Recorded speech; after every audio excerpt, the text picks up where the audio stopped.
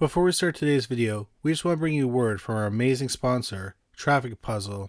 The other day, I found my new favorite free-to-play match 3 game, Traffic Puzzle. It takes place in a fun cartoon world, and it's got a great storyline. The characters are adorable, and the puzzles are challenging. It's a great game to play by yourself, but you can also play with your kids. In the game, you help police, fire trucks, and ambulances by clearing out cars. You clear them out by matching 3 cars with the same color. Then you get to decorate the city by planting grass. I love Traffic Puzzle because they have a ton of unique levels and more are being added all the time. It's also a ton of fun competing against other players in the leaderboard. And I know the game will never get boring because they are always having new events with fresh gameplay mechanics. This includes removing tires from the streets and clearing an airfield of unattended cars. So what are you waiting for? Get the best free-to-play Match 3 block puzzle game by downloading Traffic Puzzle today. Number 3. John Michael Musbach. In the summer of 2015, 25-year-old John Michael Musbach lived in Galloway, New Jersey. That summer, he started talking to a 13-year-old boy in an online chat room. He convinced the boy to trade sexual videos and images with him. In September 2015, the boy's parents found out about their conversations. They lived in New York State, and they contacted the local police department. They started an investigation, and an officer contacted Musbach. The officer told him he was under investigation for his online activities, and he was told not to communicate with the boy any further. On March 31, 2016, Musbach was arrested at his home. He admitted that he and the boy had exchanged pornographic photos. Less than a year later, on October 11, 2017, he pleaded guilty to endangering the welfare of a child by sexual contact. In February 2018, he was given a 2-year suspended sentence with parole supervision for life. This should have been the end of a dark chapter in John Musbach's and the boy's life. After Musbach was convicted, he rebuilt his life. He started a new relationship, and he got a new job as a computer tech. But then, in 2019, an informant went to the police and told them that Musbach had tried to hire a hitman on a website on the dark web. Musbach had emailed the website's administrator in May 2016, just over a month after being arrested. The police didn't identify the website's name, but it's believed to have been Bessa Mafia. It was a website where people could supposedly hire assassins. The administrator was a mysterious man who has only been identified as Yura. In spring 2016, Bessa Mafia was shut down by hackers. In the emails Musbach sent to Yura, he wrote, "The target would be 14. Is that an acceptable age or too young? I can budget up to $20,000 for the order." Yura told him that 14 years old was acceptable and they had gang members who could carry out the hit. Musbach then paid the website 40 bitcoins, which was about $20,000. Over the next few days, Musbach emailed Yura asking when the hit would happen. Yura then told him that the hitman had been arrested for cocaine possession. Yura then said he needed another $5,000 to get another hitman. Musbach supposedly tried to find the money and requested that the hit still happen. But Musbach couldn't get the money and he asked for a refund. That's when Yura told him that the website was a scam and he was going to pass his information along to the police. But he said he wouldn't inform the police if he was paid an additional $20,000. Musbach then stopped communicating with Yura. After the informant went to the police in 2019, the police were able to trace the money sent to the website from Musbach's bank account. In August 2021, John Musbach, who is now 31, was arrested by federal agents at his home in Haddonfield, New Jersey. He was charged with 1 count of murder for hire. If he is convicted, he can be sentenced to a maximum of 10 years in prison.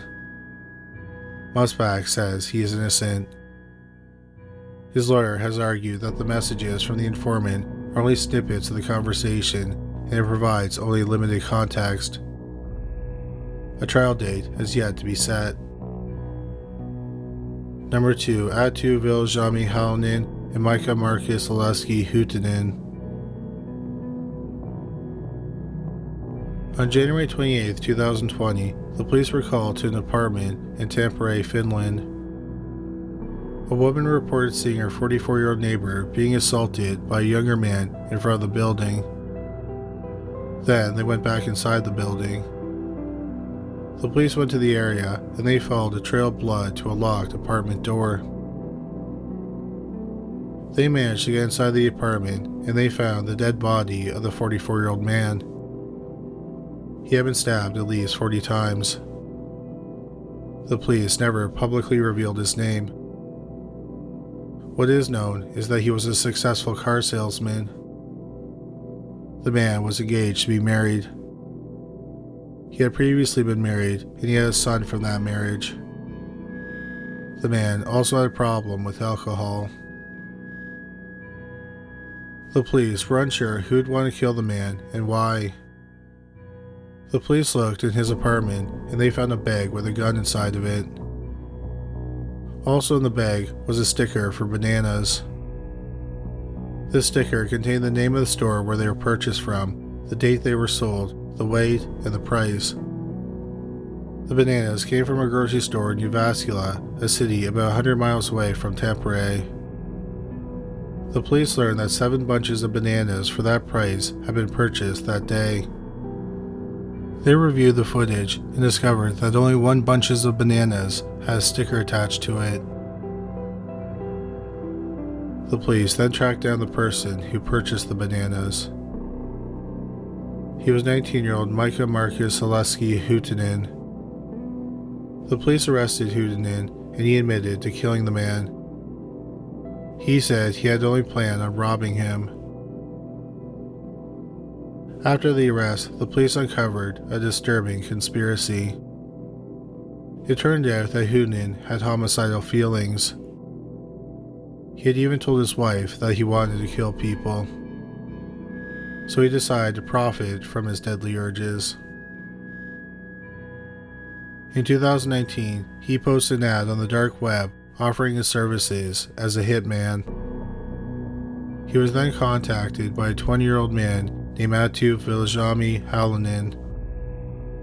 Halonen wanted his father dead. He would pay 250 euros up front and then pay 10,000 euros after the job was completed.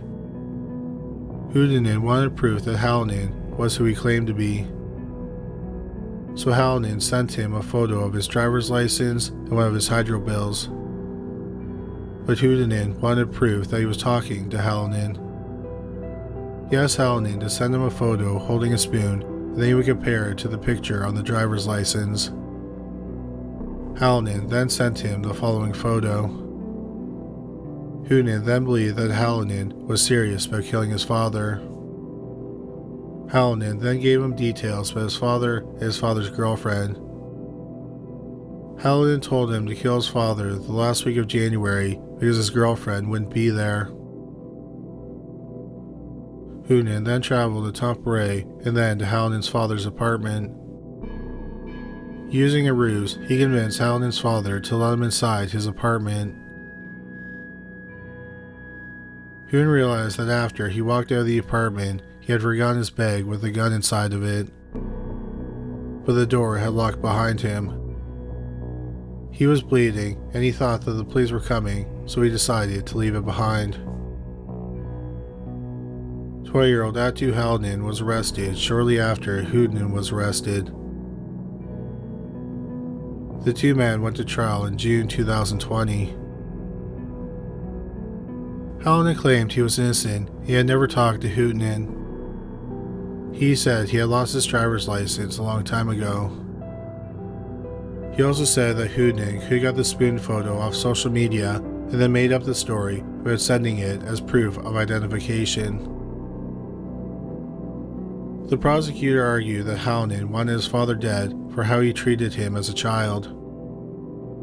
The victim was known to have problems with alcohol, which contributed to the downfall of his first marriage. The prosecutor also said that Halonen wanted his father dead because his father was planning to get married again. He thought that this would affect his inheritance. Both Halonen and Hytönen were found guilty of murder. They were both sentenced to life in prison. The homicide is considered Finland's first murder-for-hire range on the internet. It was only the fourth conviction for murder for hire in the past 20 years in Finland. Number 1. Stephen Allwine. Stephen Allwine met the woman who became his wife, Amy, while they were both in Christian college. They were married in 1998. They lived in Cottage Grove, Minnesota. Eventually, the couple adopted a son. The family was members of the United Church of God. Stephen was a church elder and offered marriage counseling to church members. Stephen worked in information technology, and Amy ran a dog training business out of the family's home. In early 2016, the Allwines received a strange visit from the police. Someone using the username DogDayGod had contacted the website Mafia on the dark web on Valentine's Day 2016. The user wanted to have Amy killed and make it look like a car accident. Apparently, DogDayGod wanted Amy dead because she believed that Amy had slept with her husband and had stolen business away from her. DogDayGod knew about Amy's travel plans and her whereabouts. The police didn't know who DogDayGod was, but the police suggested that the Allwines step up the security at their home. So the Allwines installed cameras around their property. Then in July 2016, Amy received 2 disturbing emails from a person who identified themselves as Jane. Jane called Amy fat and accused her of stealing her husband. Jane then implied that she had Amy and her family under surveillance. Jane also threatened her family. She said that Amy could save them by killing herself. On August 10, 2016, Stephen purchased a 9mm Springfield XDS handgun. 3 months later, on November 7th, Stephen called 911. The police arrived at the Allwines' home at around 7 p.m. Stephen and his 9-year-old son were standing outside, waiting for the officers. Stephen told them they could find Amy in the master bedroom. In the bedroom, they found 43-year-old Amy Allwine's body on the ground. They checked for a pulse, but couldn't find one. Under her head was a pool of blood. She had been shot once in the right ear. Next, Amy's left forearm and elbow was the 9mm Springfield XDS handgun, which Stephen had purchased a few months earlier. Because of the threats against Amy, the police were already suspicious that her death may not have been a suicide. The police talked to Stephen and his son. Amy was apparently not feeling well that day, so Stephen dropped their son off at Amy's parents' home. Several hours later, at 5:29 p.m., Stephen left their home to go pick up their son. After he picked him up, they were supposed to go to a gym, but Stephen said they didn't have enough time. Instead, they went to a fast food restaurant and ate dinner. When they got home, their son saw Amy lying on the bedroom floor. He asked Stephen why she was sleeping on the floor. Stephen said that she was probably dead, and then he called 911. The police investigated the scene, and they found that some things were off. For example, Amy was shot in the right ear, and she was right-handed. But the gun was found next to Amy's left arm and elbow, which suggests she shot herself with her left hand. If she shot herself with her right hand, the gun would have been on the right side of her body. Her hands were examined, and there was no soot, gunpowder, or blood splatter on either hand. There was also no blood splatter on the bed or the nightstand next to where her body was found. There were no powder burns or signs that the gun was held against her head when it was fired. The police searched the rest of the house and found traces of Amy's blood in other rooms. This included bloody footprints between the bedroom and the kitchen that someone had attempted to clean up. There were no signs of a break-in. The police checked the Allwine security footage. The only person seen coming and going from the house was Stephen. Based on the evidence in the house, the police thought that 43-year-old Stephen might have killed his wife. The police ended up collecting 64 electronic devices from the Allwine's home. They examined the devices and they made some shocking discoveries. It turned out that Stephen had been using the website Ashley Madison. Ashley Madison is a dating website for people who are married or who are in relationships. He had affairs with 2 women he met on the website. Stephen's church is very conservative. It is strongly against infidelity and divorce. If Stephen divorced Amy, it could have affected his position in the church. The police surmised that Stephen wanted out of his marriage, so he killed Amy.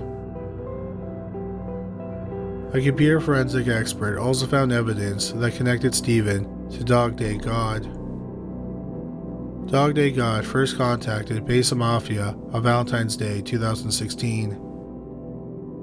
At that same time, Stephen was at home using his MacBook Pro. He was looking at Bitcoin for the first time. The next day, Stephen looked up Amy's itinerary for a dog training convention that she was attending in Moline, Illinois. He then looked up how far Moline is from Chicago, Illinois. A couple minutes later, Dog Day God sent a message to Besa Mafia that reads, "The target will be traveling out of town to Moline, about a 3-hour drive from Chicago. What is the price in Bitcoin for a hit, and ideally making it look like an accident?" A few weeks later, on March 6, Stephen downloaded a photo of Amy while she was on vacation in Hawaii onto the family server. Seconds later, the same photo was sent to Besa Mafia from Dog Day God.